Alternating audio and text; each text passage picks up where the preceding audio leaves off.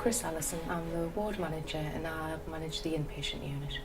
I've worked here since 1999. I'll tell you a little bit about St Benedicts Hospice. It's now 30 years old. Started off in Havelock Hospital 30 years ago on what was an infectious disease ward when there was no provision for palliative care in Sunderland. There tended to be lots of patients with things like TB and chest conditions who actually had a lung cancer diagnosis as well. Progressed from there, from a Nightingale ward where all the beds are in one big ward, and moved over to Monk Weymouth Hospital where we had some side rooms and some 3-bed, 4-bedded rooms. And then we had the opportunity to move over here to Ryop just a year ago. We moved the patients over here in June last year to this purpose-built hospice, which is what we've been aiming for a lot of years.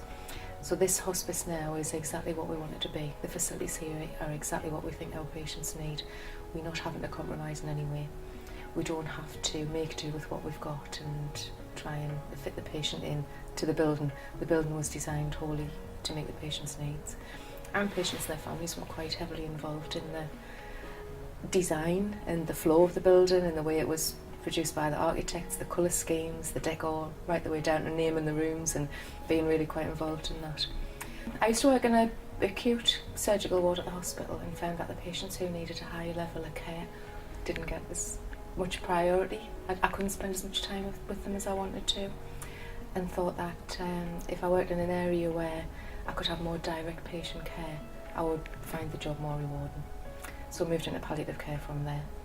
My name's Irene and I'm a palliative care nurse. I'm a flexi nurse. I've been doing flexi nursing for about 2 years. Prior to that I was part-time on the day unit here at St Benedicts.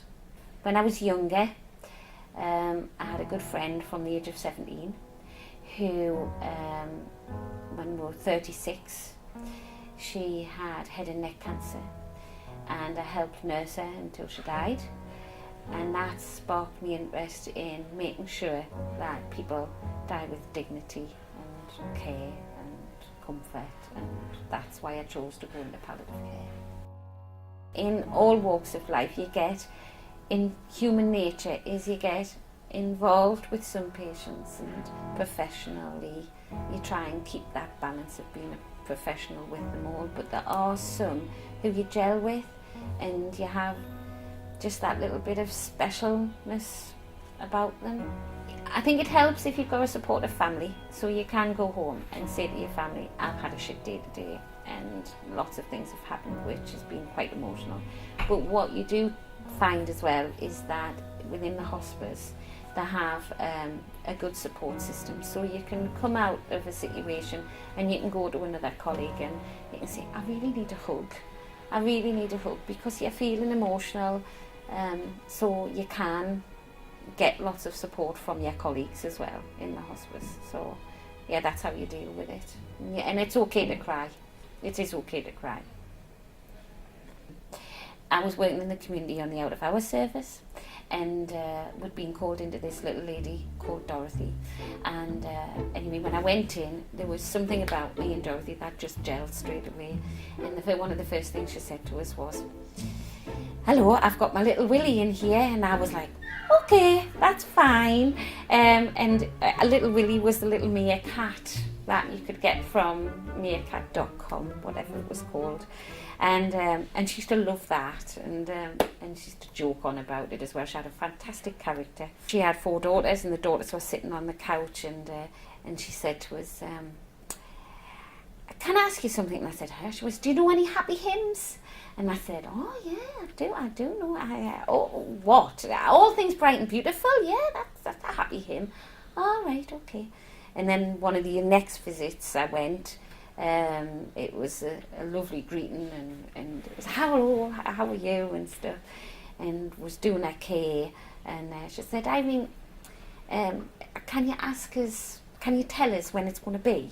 And I said, I can't tell you when it's going to be. She said, well, I've got people waiting up there, you know. I said, oh, have you, Dorothy? I said, who's waiting up there for you? And she said, well, there's Betty from the club and John from down the street. And the daughters were sitting there and they're saying, and Mum, you've got me dad. And she said, and there's Frank and there's of course me Mum. And they're saying, and me dad, Mum, and me dad. And she said, oh, aye, and I've got that bugger go up there as well waiting for us. During one of the calls, when she was becoming more poorly, she said, will you do us a favour? And I said, if I can do a favour for you, I will, because you do try to give the patients everything they want within reason. And she said, will you come to me funeral? Well, normally we don't go to funerals because you would be going to a lot of funerals, obviously. So I said, do you know what, Dorothy? Yes, I will go to your funeral. And she said, good. She said, because this lot, meaning her daughters, well, they'll just be crying. So I said, right, okay, I'll definitely do that. Anyway, the next visit we went. She knew, we knew it was the end. And so later on that night we were called back and she had passed away. And I get emotional now because it's like... So anyway, I looked in the Chronicle for her funeral, and I went to her funeral, and when the funeral was happening, the vicar came down with the incense or whatever it's called, and it was very solemn, and I kept thinking, oh, Dorothy will hate this, she'll not like this. You know, would talk so openly about what she wanted, and this is not what she wanted. And then we sang a song, and it was All Things Bright and Beautiful, which made us cry, because it was like, oh, yes. So, and then the daughter got up and did the eulogy, which made us all laugh. And she said at the very end, she said, and by the way, everybody, she said, just to let you know that she has got little Willie in there with her, pointing to the coffin, and it just made we all smile. And then the pallbearers came down, and when they picked up Dorothy, the music came on, and it was really, really loud, and the song was, I've had the time of my life, and I owe it all to you. And the family followed the coffin, and they were like going like this to the music, and they did seize, and I only went to the church, and it just went, and I went fabulous, because you know, you just want to give the patient exactly what they wanted, and she got exactly what she wanted, and that, it's like, is that not the best thing to give somebody? Do you know what I mean? What they want, and that's what you wanted. So that's one of the personal stories.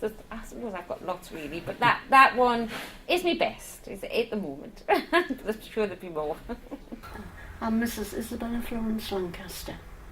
I've got very, very rare sarcomas. I can never pronounce the word. Leiomyoma sarcomas. And I had 7 when I first was diagnosed. It started in my leg, right? And they can grow at any time, just grow up. And now I've got 12 because they're growing up. And the one that was in my neck is going onto my windpipe. So it's affected my breathing and eating and all that, you know. But I'm fine. The medication is getting sorted out so that to ease all the pain and everything in a much better way, and extra ones to help us with all the pain and everything and make us as comfortable as possible. When the Macmillan nurse asked me to come, as I said, I thought, I'm not ready for anything like that, quite honestly.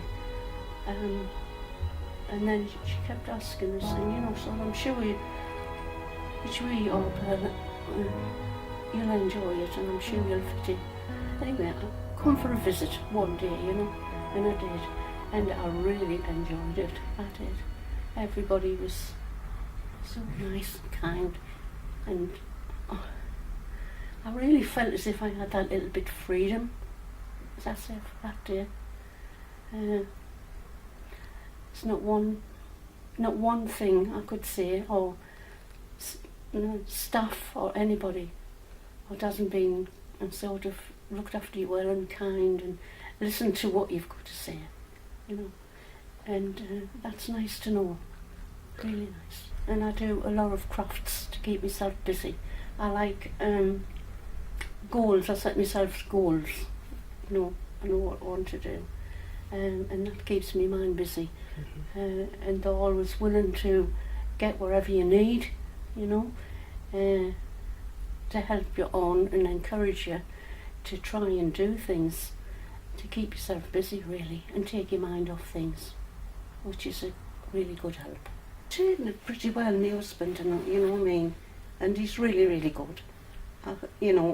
Everything, but at home, where the thing you should be sitting there and you shouldn't be moving, and if you want anything, for all you can potter around, which I'm a very, very independent lady and always has been, and it's very hard. I find that the hardest thing is to lose your independence and have to rely on people, which it's, and they're trying to do everything and make you comfortable, and that's fine. But when it comes to medical, of course, that's a different matter altogether. And it's really hard. As I say, I find that the hardest thing in my life. They've got their lives to live as well, type of thing. The family, and working, and the children and everything. And so you feel as if you just want them to get on with their lives as well. I still like to make sure I've got my own independence, and I get wrong. I'm in trouble about it all of the time.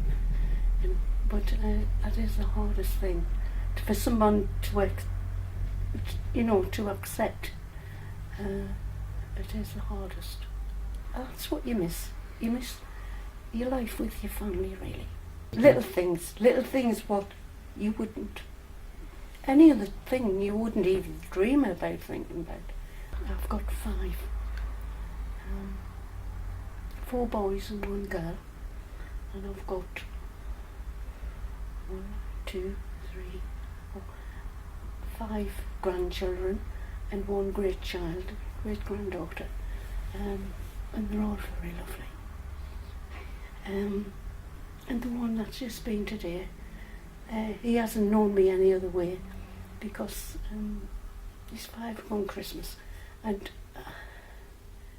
he's always known me in a wheelchair and not able to get around. This last 5 years, I feel as if he's brought me on, put it that way. I enjoyed him being there, with him being the youngest, and asking us to do this and that the other. He's brought me on lovely, he's really lovely. You need them definitely around you, I'll tell you this. I've been like this for 5.5 years, just getting worse all the time, as I say. My leg wasn't too bad, but, excuse me, I must say, and my husband would say the same thing, in 5.5 years, over 5.5 years, I've yet, and I go to the Freeman pretty regularly, and I've had lots of treatment, but there's not one person, not one, from the top to the bottom, that I could say has been, not very nice, or found something wrong, or everybody has been really, really good, really good. And I don't know whether I should say this, but I actually wrote to David Gallman, and I got a lovely letter back, and telling him all about hospitals down here, and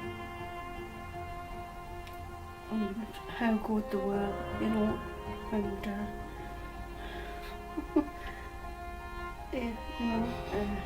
I just couldn't, you know, you don't sleep a lot. And one night I was just on a really downer, you know, and I'd sent up 2 letters. Onto the Freeman Hospital, and I got 2 lovely letters back from them, and I couldn't praise them enough. There's just nothing else that anyone could do to make my life or my family's life better. Put it that way. That's all I can say. Of what you are, and they can't do anything more for me, but you don't look at it like that, you know. It's enjoying it every day as it comes, getting up and thinking, oh, it's a lovely day, and that's it. But it doesn't bother me at all, you know. You mention that word, and when I used to come out to lend people when I used to be coming out to come for the one day, you know, and they used to say, oh, where are you off to? I would say, oh, the hospice for the day. Oh, you know, and I said, I really enjoy it, I look forward to that one day.